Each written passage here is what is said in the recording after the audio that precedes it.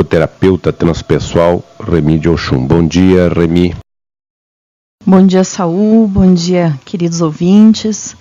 E é com muita alegria que eu estou aqui mais uma vez para participar deste programa. Saúdo também Nitael de Xangu, que é o nosso operador. Tânia de Obá, que nos alegra com a sua presença hoje aqui no estúdio, na sede da Associação de Umbanda Caxias, na rádio A Voz da Umbanda. Muito bem, vamos iniciar o programa então falando sobre renascimento, deixando a psicoterapeuta Remy de Oxum transitar um pouco sobre este tema que é tão importante. Vamos fazer troca de ideias aqui. E todos aqueles internautas que quiserem participar, por favor, também pode ligar ou mandar mensagem de texto para o celular 9163-8985. Eu disse 9163-8985. Bom, se a gente for pensar sobre o tema renascimento, a gente vai buscar o sentido da palavra, né? Renascimento, renascer, um entendimento de que é um nascer de novo, uma ideia de renovar-se, germinar de novo. E tem tudo a ver com a Páscoa também, porque, né, na concepção cristã é uma data muito importante que traz exatamente uma ideia de renascimento na ressurreição de Cristo.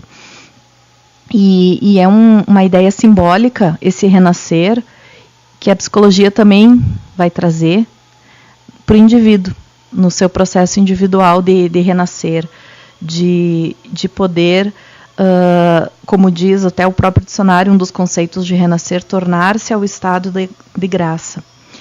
Então, a psicologia transpessoal, que é uma psicologia que estuda níveis de consciência, e principalmente níveis alterados de consciência, e ali a gente teve Abraham Maslow, que fez isso, Stanislav Grof, entre outros que estudaram níveis alterados de consciência, para buscar esse renascimento, esse renovar-se, através de processos, por exemplo, com a respiração, em que uma respiração cíclica continuada provoca, e isso a gente sabe hoje pela ciência, que está provando, e a gente sabe pelas filosofias orientais, pelas práticas meditativas e práticas respiratórias, que sim, a gente altera o estado de consciência. Então, a transpessoal ela traz uma questão do renascimento através de um processo de uma técnica respiratória, de relaxamento e respiração, para que o indivíduo consiga liberar emoções que ele tem no nível inconsciente, como medo, culpa, raiva, para que ele consiga, mágoas, para que ele consiga se libertar dessas emoções. E isso é um renascimento, do ponto de vista, né, terapêutico. Muito interessante. Existe uma máxima que dizem que as pessoas se preocupam mais em ter do que ser. Porém, é uma frase que deve ser bem avaliada, porque quando falas da Páscoa, nós estamos falando de passagem, e o renascimento requer uma necessidade de se realizar uma passagem. Mas para onde? O grande obstáculo para o processo de renascimento, me parece que é o ego, porque é uma instância que, de todas as maneiras, quer ser. Quer ser o quê? Quer ser o centro das atenções. O ego, ele pulsa de uma maneira em que ele tem que ter paredes, estruturas que ofereçam uma segurança. Muitas vezes, repetidas vezes, ilusórias. E aqui eu quero fazer uma relação diretamente com a sabedoria africana. Quando nós lemos os itãs dos orixás, nós percebemos, quando realizamos essa hermenêutica, que o africano de forma muito sutil tenta nos mostrar, e eu falo dos africanos iorubás, que o arquétipo, ele tem uma função de despertar em nós uma identificação para que trabalhemos o nosso ego num processo de reconstrução para deixarmos de lado os nossos apelos mentais que são desnecessários e nos prejudicam. Então sempre as pessoas leem os itãs de uma forma como o africano apresentou, com uma roupagem humanizada. Então um orixá com características humanas, apresentando defeitos, apegos, mas a mensagem é totalmente diferente. Ele está mostrando o que nós temos que trabalhar para ter esse modelo de arquétipo e limpar o nosso ego das nossas tendências prejudiciais. Aquilo que nos causa ansiedade, medos. Do nada, nada sai. O arquétipo é apenas uma bússola para nos mostrar que caminho nós temos que trilhar na atual existência. E quais serão os maiores desafios quando conhecemos o arquétipo. Então, por isso, conhecer o orixá, e aqui eu falo na condição de, nesse momento de babalorixá, é saber reconhecer as maiores dificuldades que teremos nessa trajetória. Então, os itãs apresentam os defeitos, apresentam os desafios que este ego terá que trabalhar para poder se libertar. E até complementando isso que você está trazendo, bem importante da questão do ego, e por isso que a psicologia transpessoal acabou surgindo como a quarta força da psicologia, e a gente costuma dizer que o Jung foi o primeiro grande psicólogo transpessoal, porque junto com outros, o Frankl, que a gente falou no último programa, com a logoterapia, e enfim, porque a transpessoal está dizendo, é transpessoal, é ir além do ego. Porque se a gente vai trabalhar terapeuticamente no nível do ego, a gente vai estar trabalhando nesse nível e em um determinado momento a gente vai ter uma certa limitação, porque o ego constrói defesas. E nesses mecanismos de defesa ele vai estabelecer uma barreira para que a gente não acesse aquele conteúdo que é doloroso, que é angustiante, que causa sofrimento. Então o psiquismo naturalmente vai estabelecer uma barreira. Quando a pessoa ela é muito mental, ela estabelece, por exemplo, mecanismos de defesa de racionalização, de intelectualização. E aí ela vai, numa terapia dialogada com o terapeuta, chega um ponto em que ela patina, ela não consegue ir além, porque ela estabeleceu já uma explicação lógica do nível do ego para aquela situação, para aquele problema. De certa forma até justificando porque que ela não precisa fazer nenhuma mudança, porque tem isso, e ok, eu não saio disso. Então é muito importante a gente entender que quando a gente está fazendo um processo terapêutico no nível do ego, chega um momento em que a gente vai dar de cara com o mecanismo de defesa, com essa racionalização, com essa intelectualização. E aí a transpessoal vem para dizer, bom, então nós vamos acessar essa pessoa por uma outra forma. Nós não vamos acessar pelo nível racional, mental. Nós vamos acessar pelo nível intuitivo, pelo nível das sensações, pelo nível das emoções, que a psicologia transpessoal chama de reis, né? Razão, emoção, intuição e sensação. E aí que as experiências de estados alterados de consciência são fantásticas, porque nesse momento, esses mecanismos de defesa, que são naturais, que são importantes, inclusive, né, muitas vezes é o que ajuda o indivíduo a sobreviver diante daquele contexto, daquele problema. Eles não são algo vistos como ruins, mas eles são uma barreira importante que a gente não pode desconsiderar. E aí a gente consegue acessar essas memórias, a gente consegue chegar naquele núcleo de raiva, de mágoa, por um outro processo. E aí sim, provocar esse renascimento. Só para pontuar aqui um pequeno parágrafo, e quando falamos em transpessoal, o nada. Quando começo a perceber que minha identidade mais verdadeira é antes um processo do que uma substância fixa, estou perto de um terrível vazio e de uma miraculosa liberdade. A insignificância do ser, a transitoriedade da substância, as infinitas possibilidades de percepção são um choque tamanho que o seu reconhecimento costuma envolver sensações de vertigem, de ansiedade e de negação.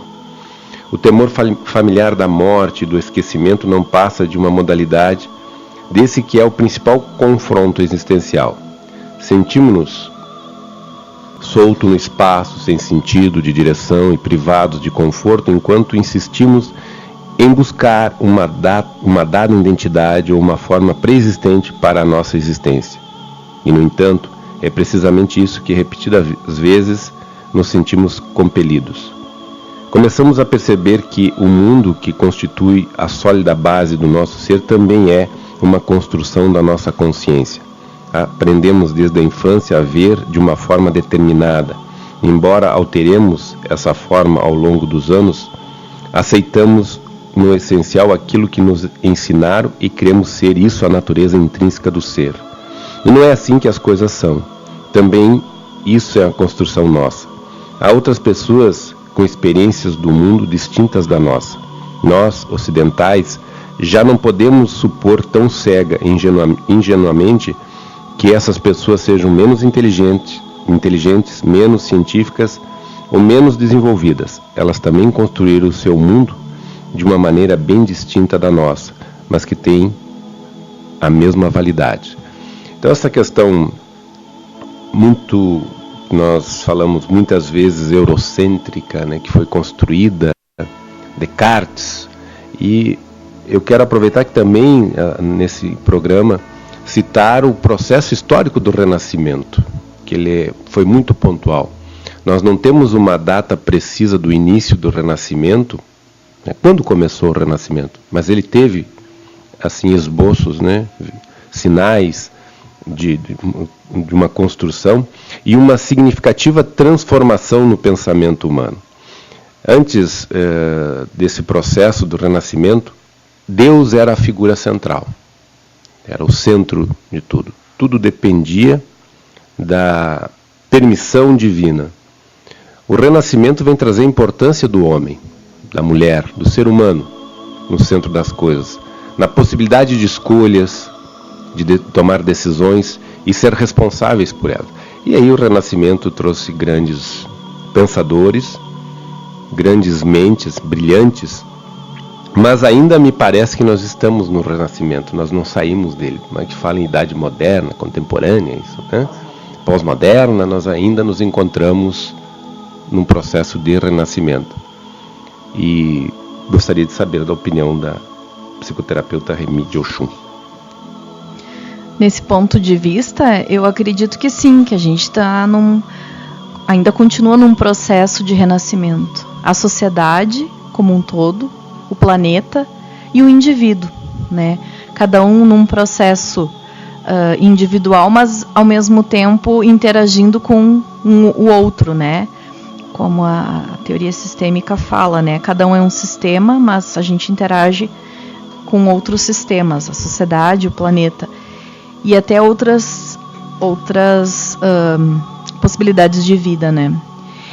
E esse renascimento que tu trazes historicamente, ele foi muito importante, porque ele trouxe não só o ser humano como trazendo ele em evidência, mas também desacralizando a sua conduta, né? Porque então era tudo fácil, só eu reportava a Deus.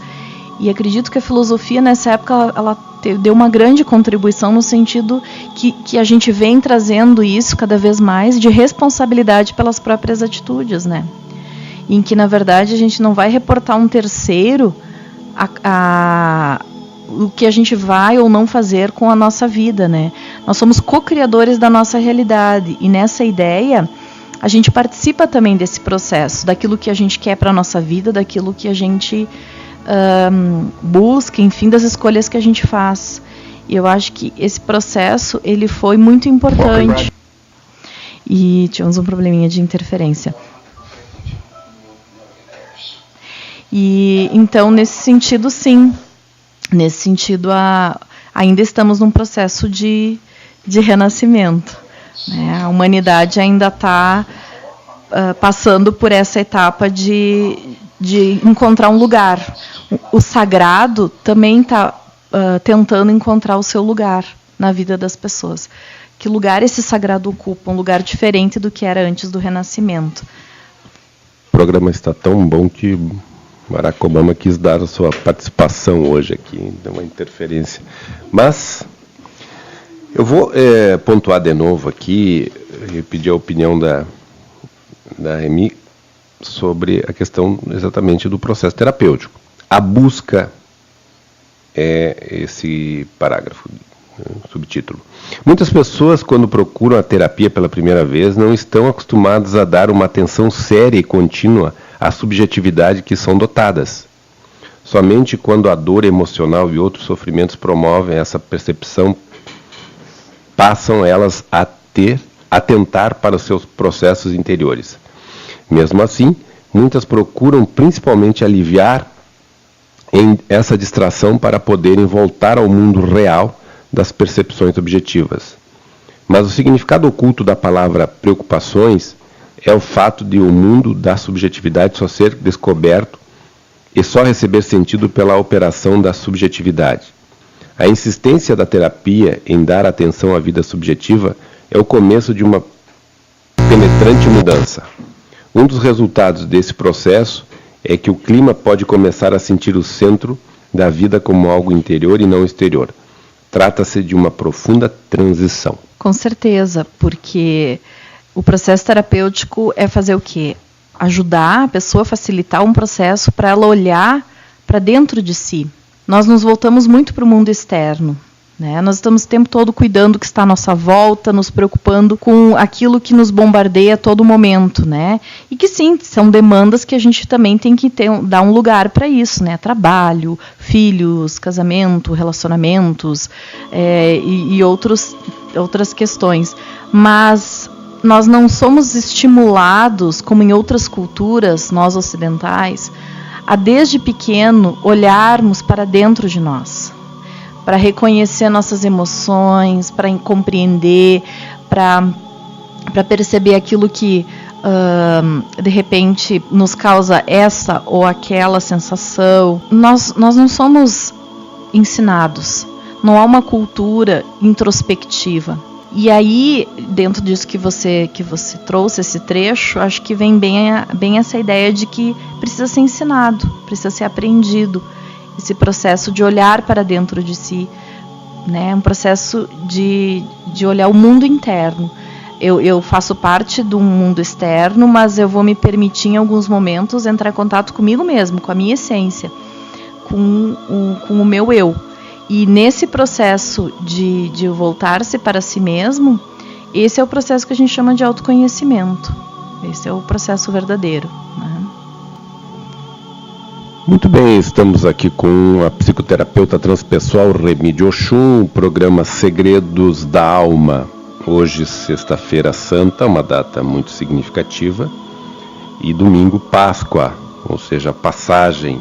Esta passagem, ela tem um significado muito profundo. E quando nós falamos de renascimento, me vem à mente as palavras da majestosa figura de Jesus, e uma das suas passagens em que ele pronuncia uma frase que eu considero lapidar: deixem os mortos enterrar seus mortos. O fato de estar vivo não significa que estamos conscientes.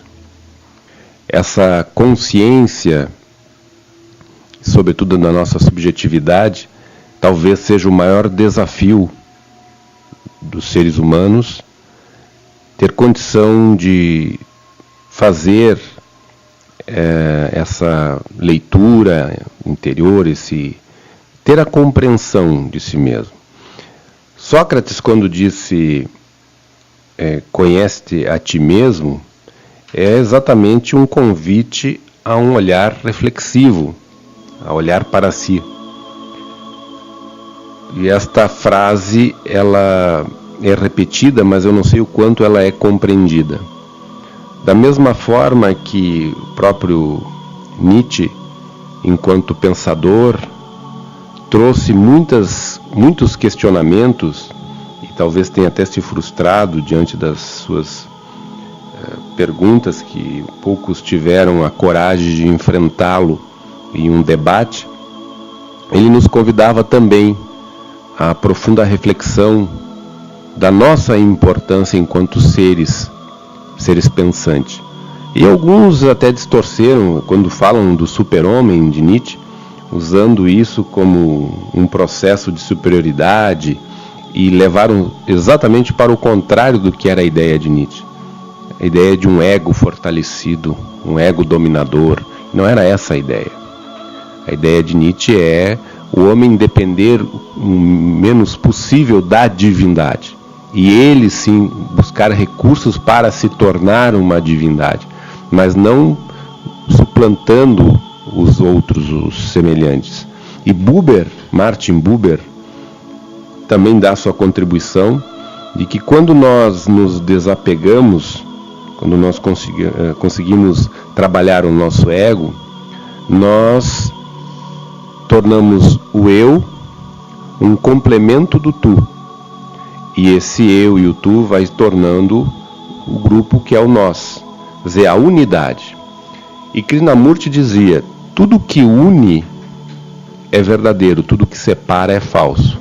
Quer dizer, essa questão, Remy, da unidade, em que eu tenho que ser o centro das atenções, esses apelos egóicos fragmentam as relações, não te parece? Com certeza. E o Viktor Frankl, que é o pai da logoterapia, que eu citei no programa passado, ele lia muito Nietzsche, citava Nietzsche, né? E, também filósofo, psiquiatra, psicólogo, né? E pesquisador, e ele era um fã do Nietzsche também. E quando ele traz a logoterapia exatamente nesse sentido, né? Dos apelos, não do ego, mas os apelos da alma. Por isso que ele fala da dimensão noética, ou dimensão espiritual que o indivíduo tem, que é algo que ele tem que transcender a si mesmo para descobrir o real motivo que o traz nessa existência. Qual é a sua missão? Qual é o seu propósito de vida? Eu quero ser amado, tá, mas eu quero que façam isso, exatamente ir além dessa questão egóica e buscar questões existenciais, porque ele também, como Nietzsche, foi um filósofo existencialista, né, dentro da psicologia, ele é um psicólogo humanista existencial, mas ele também, né, ajudou a fundar a escola transpessoal, exatamente nesse sentido de trazer esse questionamento assim existencial. Para que eu vivo, para quem eu vivo, né? Eu tenho uma liberdade e essa liberdade tem uma responsabilidade.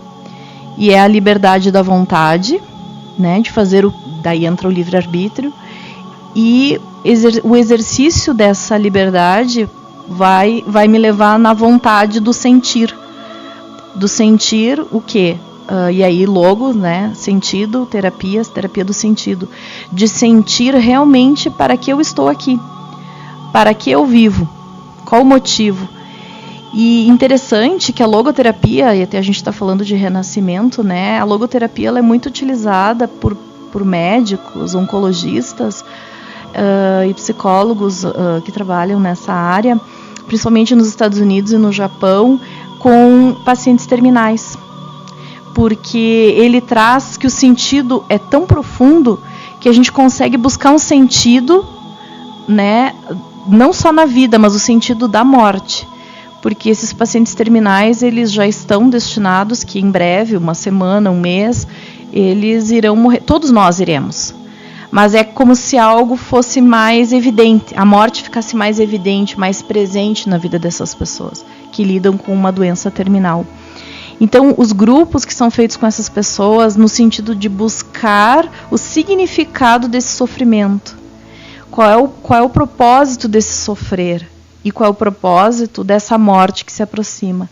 Para que mesmo nesse momento tão doloroso, tão difícil, sim, ele diz, é possível ter um sentido, é possível buscar um sentido. E isso não deixa de ser um renascimento. Renascer dentro da dor, dentro desse sofrimento. Talvez seja o método mais usado, né, para poder transcender. Eu vou ler só mais um parágrafo aqui, não quero me tornar chato para os internautas, mas acho importante. Depois eu tenho uma terrível pergunta transpessoal para a escola Remy. Sabedoria subjetiva. Minha experiência pessoal e daqueles a quem acompanho me convence de que muito do sofrimento de tantas pessoas pode ser reduzido, em quase todos os aspectos da vida. A exílios da nossa própria terra, o mundo interior da experiência subjetiva. Por meio da psicoterapia, podemos vencer o condicionamento social que nos ensinou a suspeitar da vida que parte do centro, da colocação da totalidade interior como principal prioridade e da escolha baseada na sensação interior das nossas necessidades e desejos particulares, e a sentir culpa por tudo isso.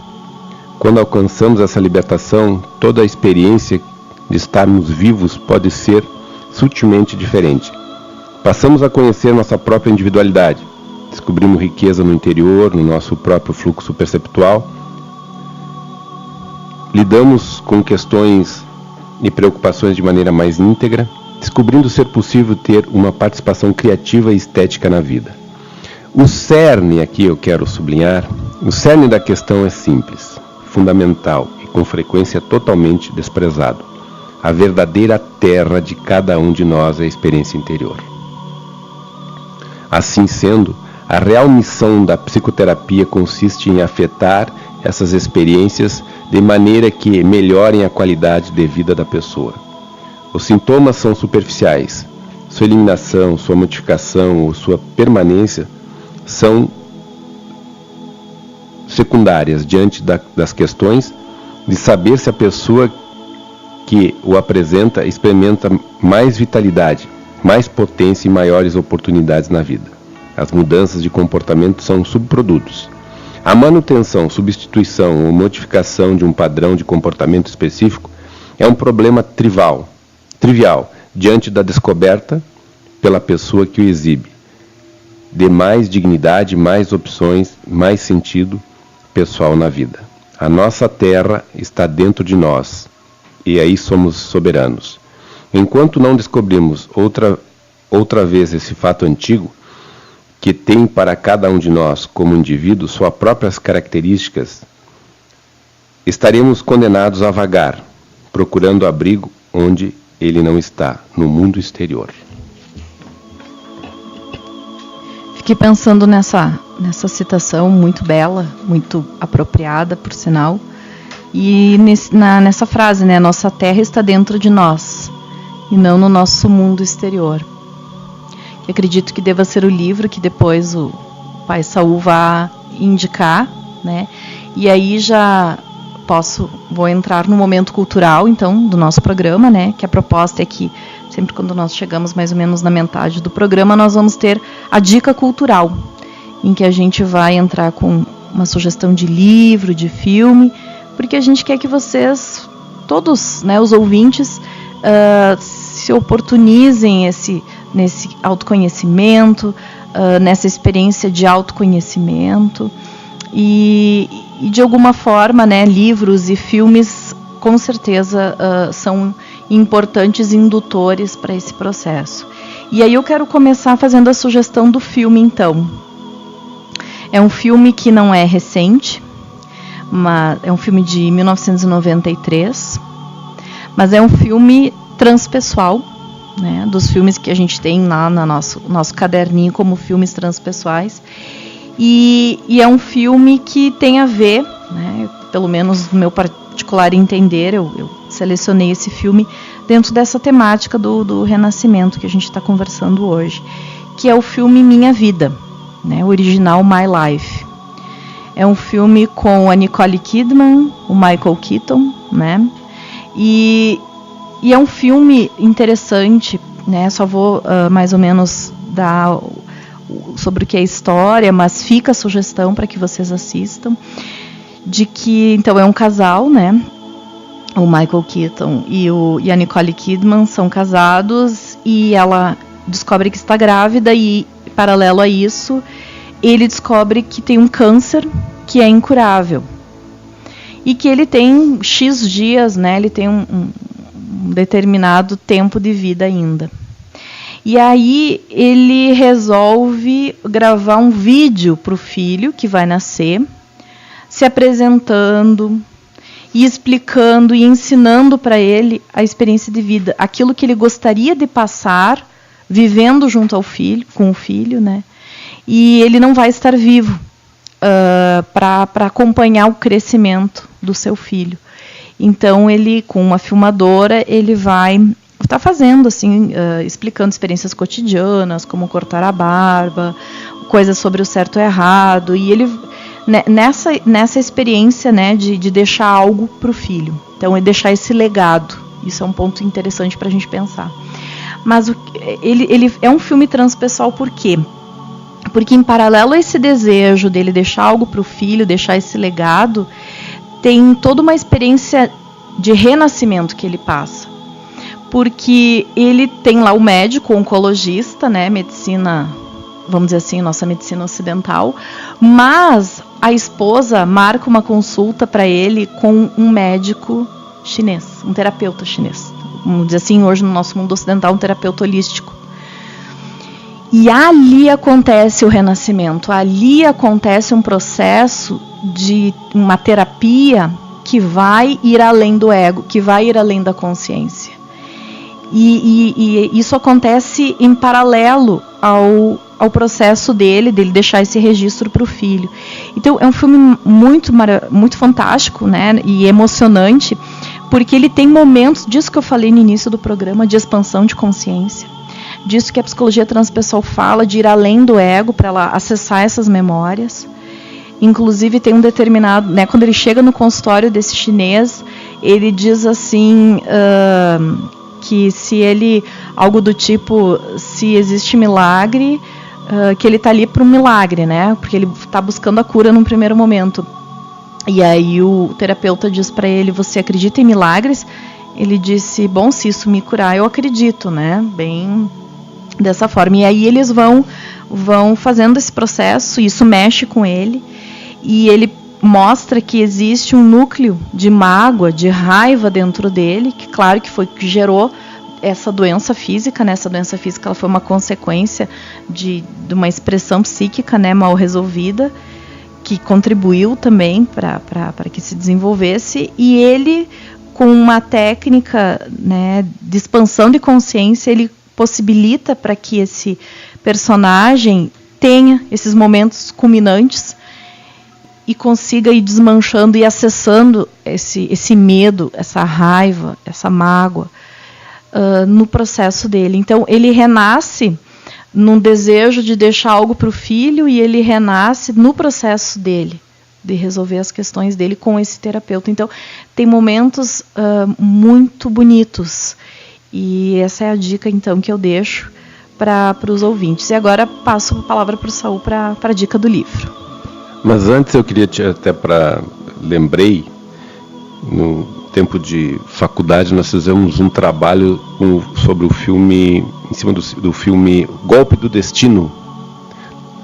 O filme Golpe do Destino trata-se de um médico, né, norte-americano, que ele era brilhante, ele era cirurgião e ele trabalhava num grande hospital e os residentes todos admiravam ele, os colegas também. Porém, ele era extremamente egocêntrico, ele era arrogante, ele tratava os seus colegas, inclusive, com desprezo, porque ele tinha ganhado vários prêmios. E o modelo ainda antigo, o residente iniciante, para poder falar com o médico, tinha que passar a palavra para outro residente para outro, até chegar no médico para falar com ele. É meio militar. E ele era extremamente onipotente. E ele tratava os pacientes com muita frieza, com muita distância. Ele dava o diagnóstico às pessoas e ele não se emocionava. E numa manhã ele está no seu carro e ele é acometido por uma tosse e sai sangue. Ele bota o lenço e percebe que tem sangue na garganta. E aquilo começa a se repetir. Aí ele vai consultar uma médica em uma outra cidade, me parece. E a médica pede os exames e ela senta à frente dele e ele fica esperando. Ela diz, olha, tu está com câncer, é grave, provavelmente tu tem 6 meses de vida. E ela diz, bom, agora era isso que eu tinha que dizer, se levanta e deixa ele sozinho. Aí ele se coloca na condição do paciente e ele entra numa crise existencial profunda. E ele se desespera, ele é um homem riquíssimo, ele vai para o hospital e ele começa a olhar os pacientes que estão esperando e ele começa a fazer toda uma reflexão e reviver todos aqueles momentos em que ele passava por ali, e ele vê um outro médico recém-chegado no hospital tratando os residentes, os colegas da mesma forma que ele fazia. Ele começa a entrar numa crise muito profunda, e ele tinha um médico que ele desprezava muito, que era um cirurgião, e o médico está no vestiário se preparando para uma cirurgia, e ele pede 1 minuto para falar com ele. E até o médico fica surpreso, imagina ter a atenção dele. Ele diz, pois não. Aí ele relata a situação, a realidade dele, e aí ele diz, você operaria a minha garganta? Aí o médico olha para ele, pensa e diz assim, eu sempre tive vontade de cortar a tua garganta. Foi um fato muito interessante no filme que me marcou. E no final ele opera e ele começa a conviver com os pacientes terminais. E ele se liberta, e ali ele realmente vive. Aí ele se dá conta que a vida dele começa quando ele adoece. Ele perde todo o cabelo, ele começa a andar de mãos dadas, ele conhece uma mulher que está também em um momento terminal, eles se apaixonam. Então é um filme lindo, muito lindo. Foi um trabalho que a gente fez no curso de psicologia. E o livro que eu quero, o nome do filme é Golpe do Destino. O livro que eu quero indicar é Além do Ego, Dimensões Transpessoais em Psicologia. Porque ele é uma coletânea, são vários autores. É da editora Cultrix Pensamento. Quem organiza é Roger Isto. PhD. Pode falar, por favor. Roger Uger. Ele é um psicanalista junguiano, faleceu há pouco tempo. A gentileza para Remy, outras obras que estão aqui na contracapa para indicar para os nossos internautas. Ken Wilber, né, que para mim é um grande exemplo, um autor complexo que ele compilou toda a psicologia ocidental e oriental e para desenvolver a teoria dele, né? Então tem um outro livro dele, A Consciência Sem Fronteiras, O Espectro da Consciência, Um Deus Social, todos do próprio Ken Wilber. William James, né, que também é um psicólogo transpessoal, As Variedades da Experiência Religiosa.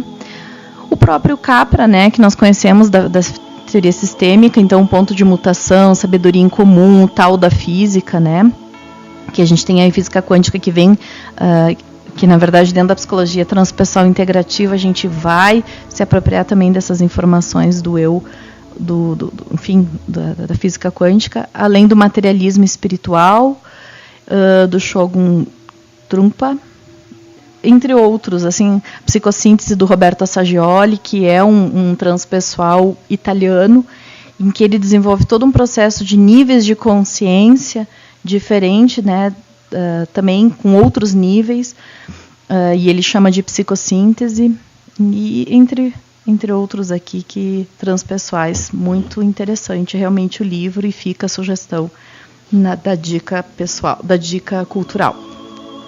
Além do Ego. Então, este livro eu indico, e mais os filmes, esse filme que a psicoterapeuta Remy de Oxum traz. E eu quero aproveitar, fazer uma pergunta aqui para a Remy. Numa conversa informal, eu estava conversando com um juiz federal e brincando sobre a condição de ser juiz, né, toda a pompa, todo o prestígio, né, esse status que o juiz adquire, a toga, e eu perguntava para eles como é que eles lidavam com isso. E ele disse o seguinte: olha, o juiz, nós juízes, nós pensamos que somos deuses, somos Deus. O desembargador tem certeza. Então a pergunta que eu te faço é essa questão do poder. O ser humano busca isto, de modo geral, o desejo pelo poder. Poder e desapego. Interessante esse diálogo, né, de os semideuses, né, que eles costumam dizer nos corredores do fórum, enfim. Mas a questão do poder, é importante a gente entender que existe o poder no nível egóico e existe o poder no nível divino, crístico, sagrado. E que sim, nós temos um poder dentro de nós. Esse poder, ele pode ser usado para satisfazer necessidades, prazeres e, vamos dizer assim, aspectos daqui da energia, da frequência da Terra, né? Ou um poder que a gente chama, né, numa ferramenta de autoconhecimento, no Pathwork, o nosso eu superior. É o nosso lado divino, a nossa conexão com a unidade, e que é um poder fantástico para permitir a nossa cura. A cura daquilo que a gente veio curar, daquilo que a gente veio transformar nessa existência. Então, o poder, ele depende qual o poder que a gente está acessando. Uma camada mais superficial, nós vamos acessar esse poder. Eu sou Deus. Eu tudo posso. Eu tenho a vida das pessoas na minha mão, o destino das pessoas na minha mão, né, enquanto juiz. Mas, embora existam os princípios, né, que ele deve seguir, da imparcialidade, da equidade, da justiça, etc., do livre convencimento, ainda assim ele ocupa, dentro da estrutura do Poder Judiciário, dentro da estrutura do que é o papel que cada um desempenha, ele tem um papel de poder, porque é ele que vai dar a sentença, ao final das contas. E o quanto isso mexe, né, com a vaidade, que é uma outra faceta do ego, né? O quanto a pessoa vai se deixar ficar nesse aspecto da vaidade, nesse aspecto muitas vezes narcísico, né? E ela se perde ali, né? De ser para ostentar, de querer ser, muitas vezes até para resolver um complexo de inferioridade, que ela precisa provar para alguém da vida dela que ela cresceu, que ela tem sucesso, e que no entender dela, ela tem que ser juiz. Então, não estou dizendo que todos tem isso, né? Mas talvez alguns busquem, né, não só esse cargo, mas outros de projeção, para estar resolvendo uma dor de se sentir inferior, de ter sido em algum momento humilhado, invalidado por alguém importante, e que é um desejo de mostrar que vai além, que aquela pessoa está errada, né? E isso vai mover a pessoa para chegar num lugar de destaque. E aí você fala desapego, né? Porque o desapego, ele exatamente é o desprendimento. É a pessoa estar disposta a abrir mão daquele poder egóico para crescer, para evoluir. Então me parece que se a gente pensa desapego e poder, é ela renunciar a esse poder, essa vaidade, todas essas gratificações que esse poder terreno dá, mas ela buscar um outro tipo de poder. Um poder que realmente vai ser da essência divina dela. E aí, para isso, ela vai ter que fazer um exercício de desapego, de renúncias. Senão, ela não consegue transcender esse nível do ego e ela vai continuar na existência dela dentro dessa realidade, né? Dessa realidade que o poder seria só esse tipo de poder, né? E, na verdade, a gente sabe que existe um outro poder também. Pois é, a compulsão, a repetição, exatamente pelo prazer que dá muitas vezes em repetir aquilo que nos gratifica, e o poder vicia, né? É bom de conversar com a psicoterapeuta transpessoal Remy, porque ela também é advogada, então dorme com um barulho desse, né? Ela sabe de várias áreas. Muito bem, vou ler mais, não sei se os internautas estão chateados comigo, mas vou ler mais um parágrafo que eu considero muito importante aqui, depois eu quero ouvir a opinião da Remy. Recursos à sabedoria interior. Nossa identidade é de sujeitos, e por isso indivisível. Somos mais o ato de ver do que o visto. Somos o ato de conhecer e não o conhecido. Somos o processo de percepção e não o conteúdo percebido. A percepção não é avaliável em termos objetivos. Não podemos dizer quanto há de percepção, nem qual a sua forma e quais as suas dimensões. Todas essas descrições tornariam a percepção um objeto, algo que ela não é. Podemos falar de memória e dos seus conteúdos, porque a memória só se evidencia na realidade pelos seus conteúdos. O mesmo ocorre com a consciência.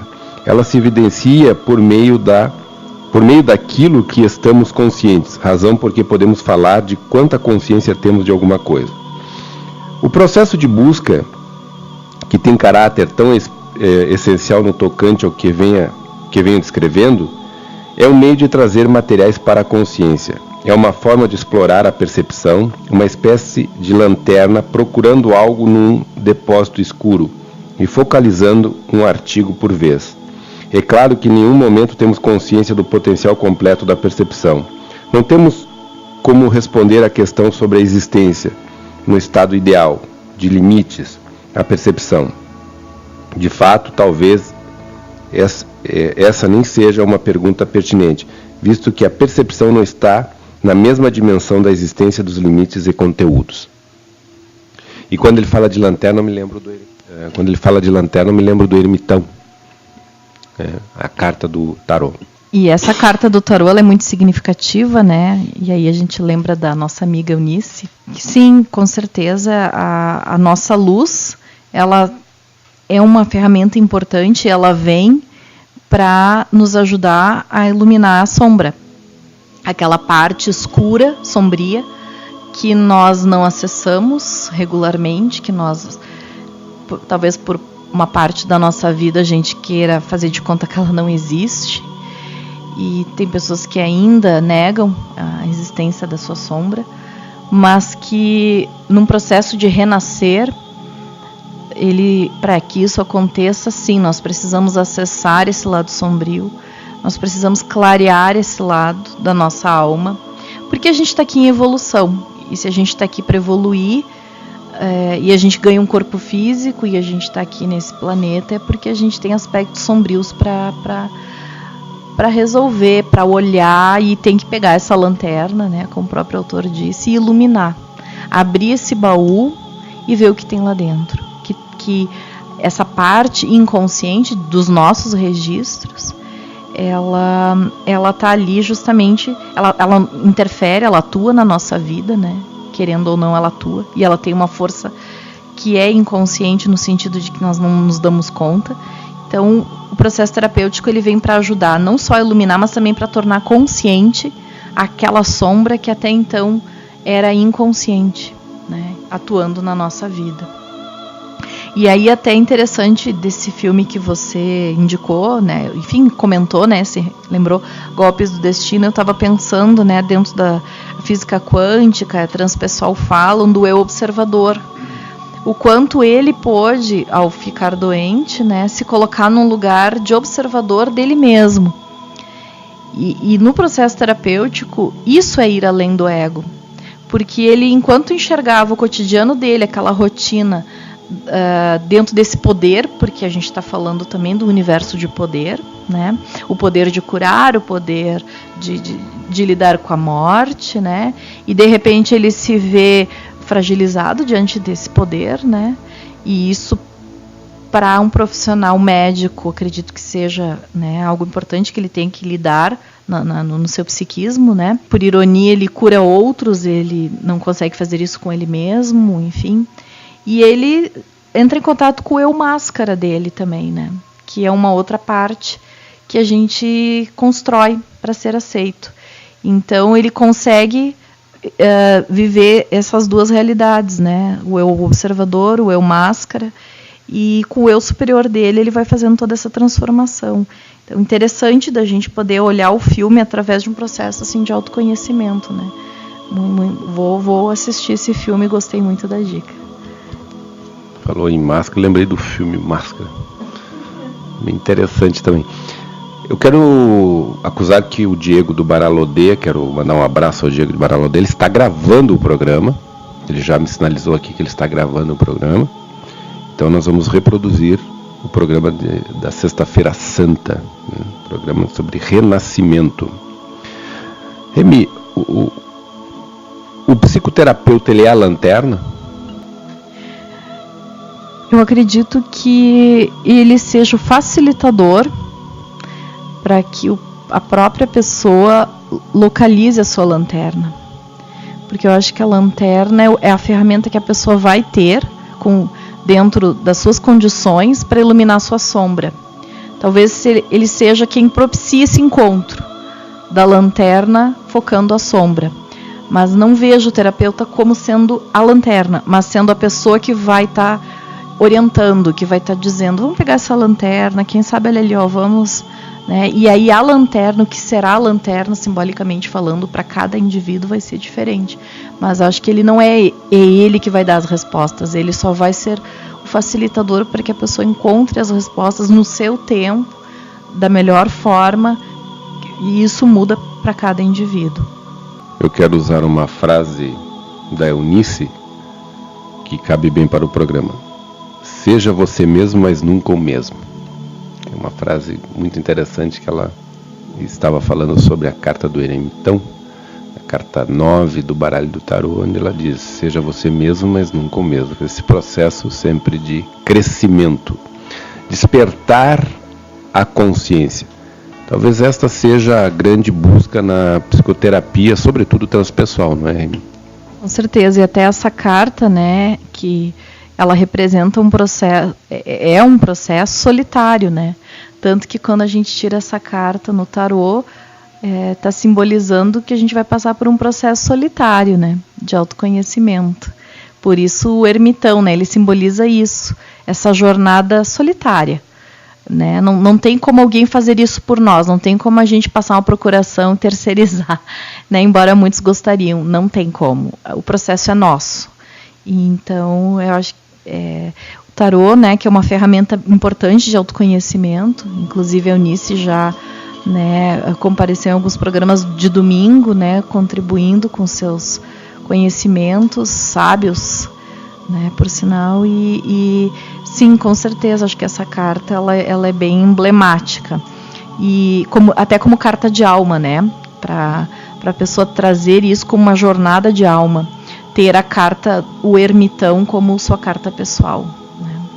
Até poderíamos pensar de trazê-la um dia para o nosso programa, para a gente poder estar falando dos segredos da alma, né, de repente com esse viés também do tarô, né. O que te parece, Saulo? Claro que sim, eu já convidei a Eunice e ela disse que é só nós nos organizarmos que nós vamos poder fazer esse encontro, né, oportunizar esse encontro. E eu descubro também que a Remy de Oxum também estuda tarô, ela é uma estudiosa, então ela é cheia de recursos, né? Que barbaridade. Tudo bem, programa Segredos da Alma, nós estamos chegando então ao final deste encontro, sexta-feira santa. O programa já está gravado, está sendo gravado por Diego de Baralodê, depois vai estar disponível na página, a Rádio Voz da Umbanda, Rádio A Voz da Umbanda, é www.radioavozdaUmbanda.com, www.radioavozdaUmbanda.com. Então você pode acessar e ouvir o programa Segredos da Alma desta sexta-feira santa. Muito bem, Remy, as tuas considerações finais para o programa de hoje, muito importante, aprendi muito, espero que os internautas tenham gostado, e creio que sim. Então, as tuas considerações finais. Também quero dizer que é muito gratificante para mim fazer esse programa com o Saul, pai Saul, aprendo muito, com certeza. Em primeiro lugar, nós nos beneficiamos, né, dessa parceria, desse programa e com certeza não apenas os ouvintes. E as palavras finais eu só queria deixar, então, dentro dessa ideia de renascimento, para a gente pensar o renascimento como uma forma realmente de nos darmos um renascer, uma outra oportunidade para nós mesmos dentro da nossa vida. É possível né? E aí o processo terapêutico ele vem para auxiliar, se a pessoa não consegue por si, isoladamente, um processo de desbloquear emoções, de desbloquear emoções que estão profundas e que existem recursos terapêuticos fantásticos para acessar essas memórias profundas, né, desta vida ou de vidas passadas. E que a ideia de renascimento nesse momento de Sexta-feira Santa, e que vem no simbolismo, né, da ressurreição de Jesus Cristo, seja que a gente possa também dentro da nossa vida renascer, trazer algo novo, uma energia nova, no momento que a gente vai além do ego e desbloqueia essas emoções e tudo que a gente vem conversando no programa. Então, sim, é possível, esse poder está dentro de nós, a gente só tem que acessar, utilizar, né, e pronto, e ser feliz. Muito obrigado, psicoterapeuta transpessoal Remy de Oxum. Te desejo uma feliz Páscoa também, os nossos internautas. Para você também, Saúl, e para os ouvintes também uma feliz Páscoa. Eu agradeço a presença da Tânia de Obá, Nitael de Xangô, que logo num programa, num domingo, vai apresentar alguma coisa para nós sobre Xangô, o orixá do fogo, senhor da justiça, vai nos trazer uma grande contribuição também. O programa Segredos da Alma está encerrando. Na próxima sexta, às 8 horas da manhã, estaremos aqui de novo. O tema nós vamos deixar em segredo para o próximo programa, para que você fique esperando o que será tratado, o que a Remy vai trazer na próxima sexta. Então estaremos aqui. Você deseja uma feliz Páscoa, que nesta Sexta-feira Santa, como disse a Remy, seja de profundas reflexões e que possamos nos renovar, crescer e fazer uma passagem, mas uma passagem para um nível de consciência ampliado. Então, bom final de semana a todos e a todas e até domingo com o programa A Voz da Umbanda. Um bom dia.